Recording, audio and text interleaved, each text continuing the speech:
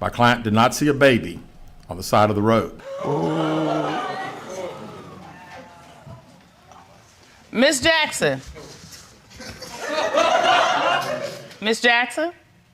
My client was not with anyone or any hotel with anyone during the time she was missing.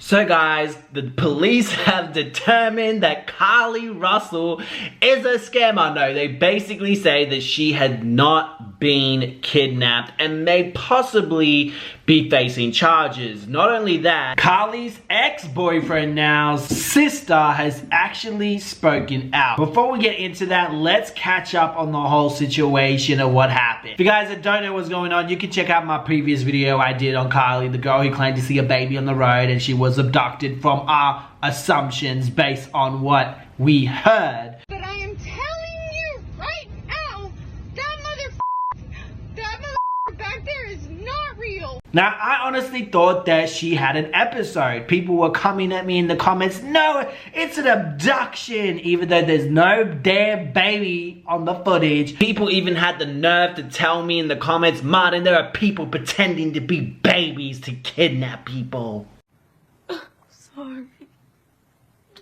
I'll be at my mom's until I find a new place to stay.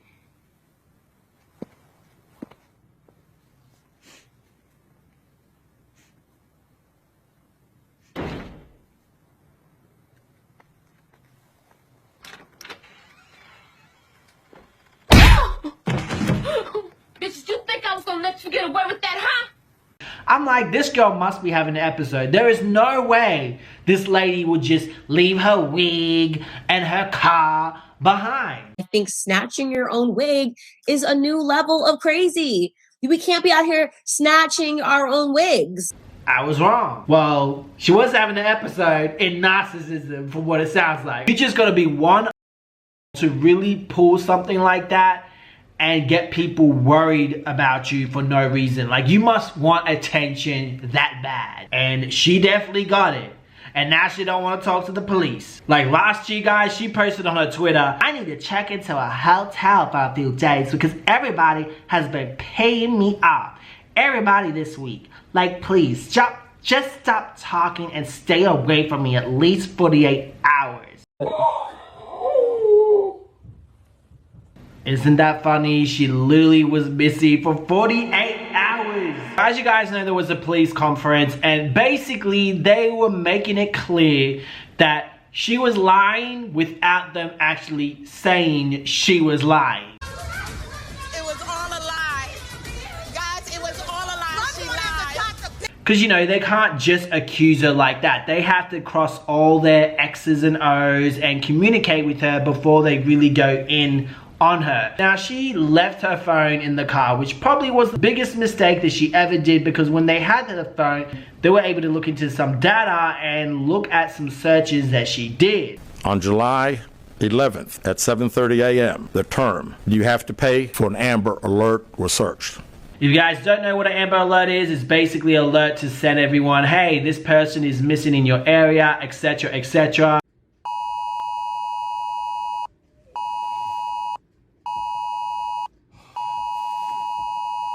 On July 13th at 1:03 a.m., the day of her disappearance, the term, "How to take money from a register without being caught," was searched. Now, I'm just like, this lady trying to really steal some money because her parents, from what I heard, are well off, but maybe they don't spoil her. And to let you guys know on a little update, according to the New York Post, she was fired, her boss fired her, because the business where she was working at continued getting hate and being harassed. People are just stupid and in their emotion, and they're gonna go to a business that had no responsibility whatsoever on their case. But of course, they're gonna jump the gun and think, oh, it must be their fault. That's how dumb people are. And that's the type of ish they were getting online on their comments. They've been deleting comments. And here's some footage of Carlee serving one of her customers, man. See ya.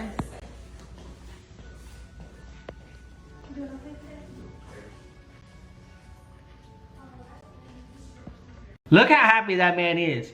Let's continue on what they found on her phone. On July 13th at 2:13 a.m., the day of her disappearance, the term Birmingham bus station was searched. On July 13th, 2:35 a.m., a search for a one-way bus ticket from Birmingham to Nashville was conducted with a departure date of July 13th.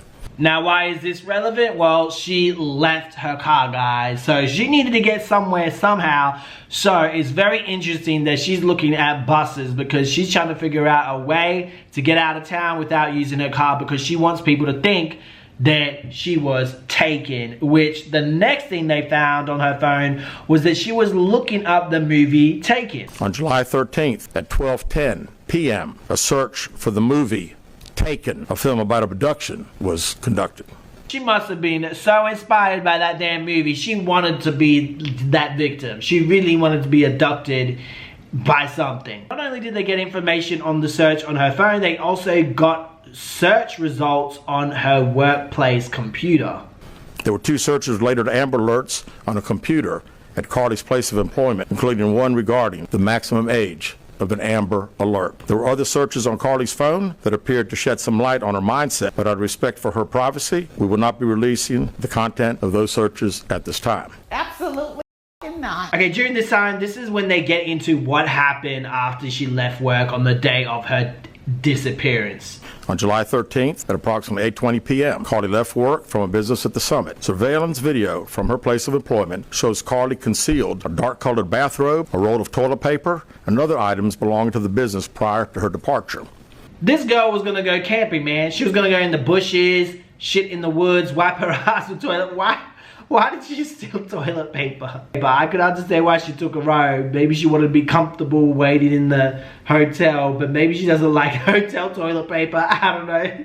She ordered food from Tzatziki's at the Colonnade and traveled there. She then traveled to Target on 280, where she purchased some granola bars and Cheez-Its. From there, she remained in the parking lot at that shopping center until 9:21 p.m. when she drove to I-459. Carlee communicated on her cell phone with individuals known to her while on her path of travel up to the point of calling 911 at 9:34 p.m. And at this time, we will play the 911 call in its entirety. Now they end up playing that 911 call and she sounds so... She was just coming up with bull. Hi, I am on Interstate 459 and there is a kid just walking by themselves. Oh, hold on. Where on 459 are you? I'm right next to the exit 10 by the Pepper Bed, like to get off by the Pepper Bed. Okay, so you're before that exit? Yes. Okay, and were you headed southbound or northbound? Like towards Tuscaloosa or towards 280? Towards Tuscaloosa. Okay, and was the child on the left or right side? On the right side. Were they walking northbound or southbound? They're walking towards Tuscaloosa. Walking southbound? Or how old do they look?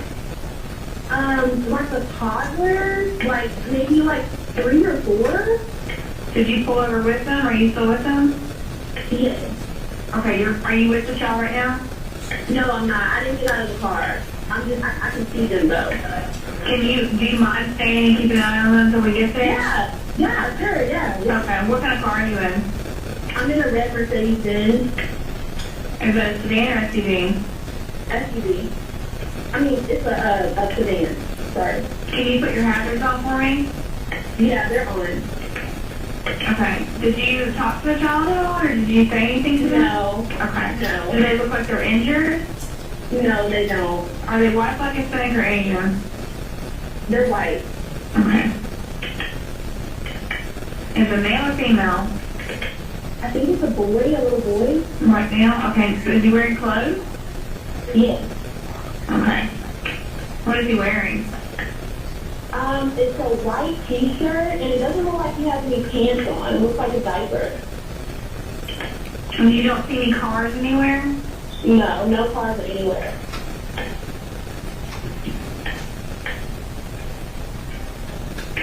Okay. Alright, what's your name? My name is Carlee Russell. And you don't see any injuries on the child from where you're at, correct? No, but I can't really see them that good. Okay, try to keep an eye on them for the best that you can, because I don't want you to lose track of them. Okay. Alright, and do they have shoes on?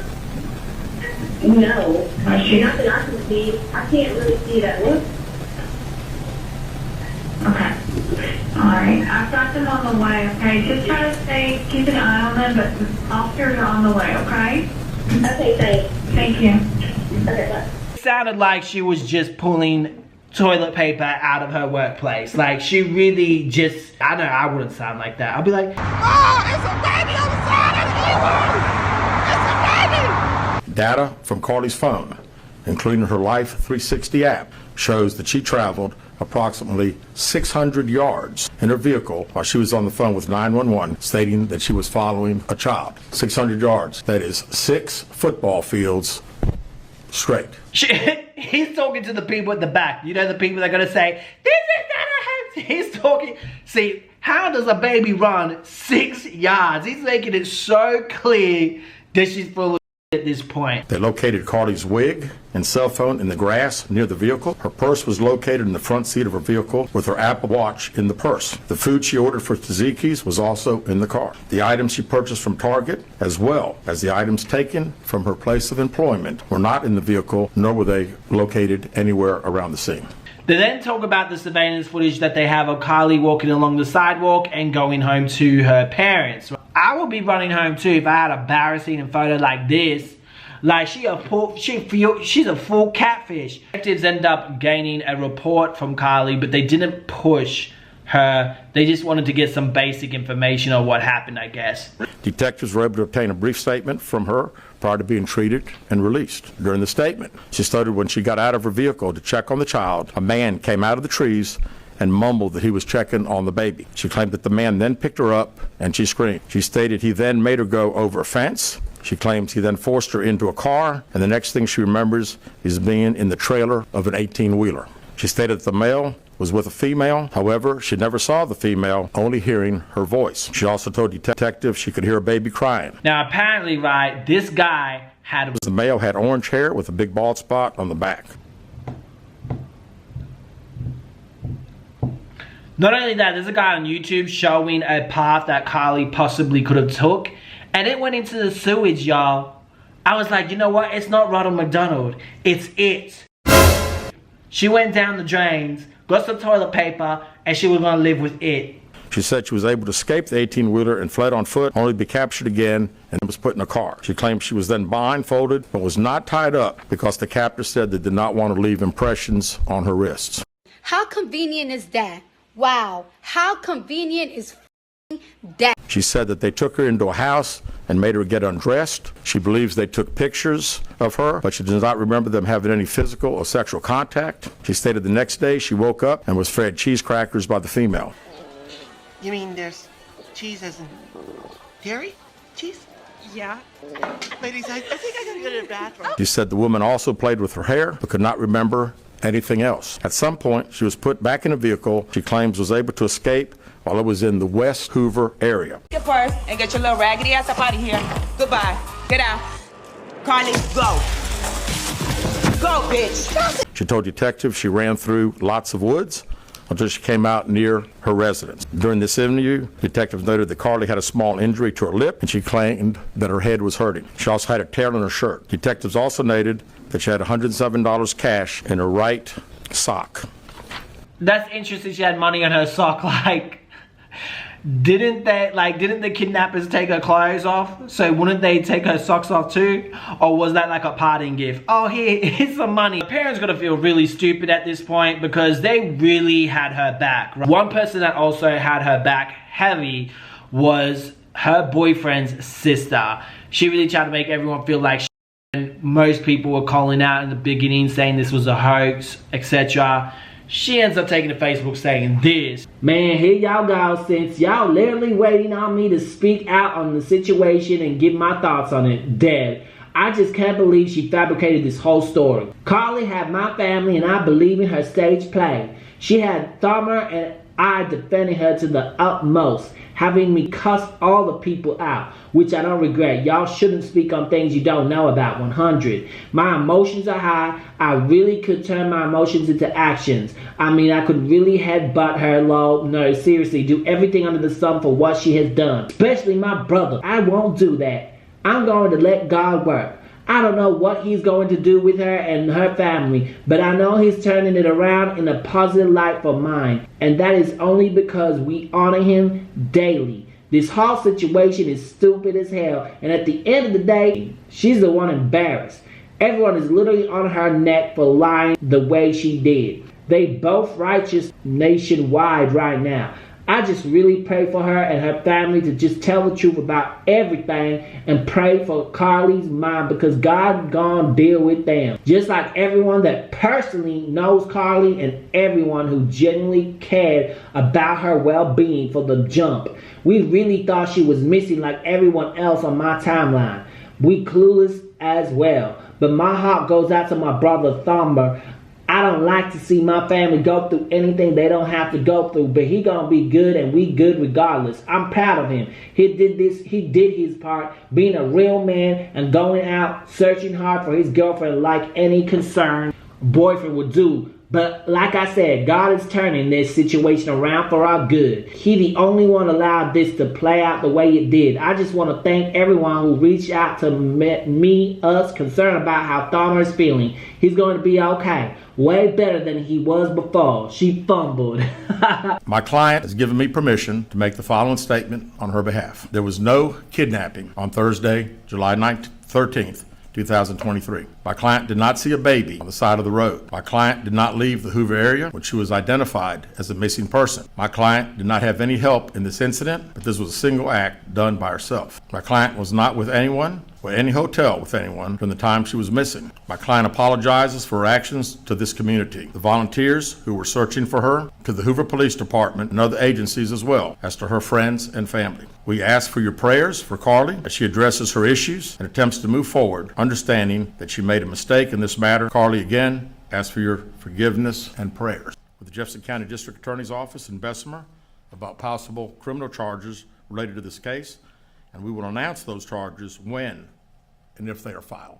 While you're here, go check out this case where the police doesn't seem to be taking this situation serious at all. It's pretty sad about this situation. And also check out this case where the American president has not stepped in, which should, because basically Americans can murder people in Mexico and get away with it. I bet you didn't know that. Go check that out if you want to know the details, and I'll see you guys in another video. Peace.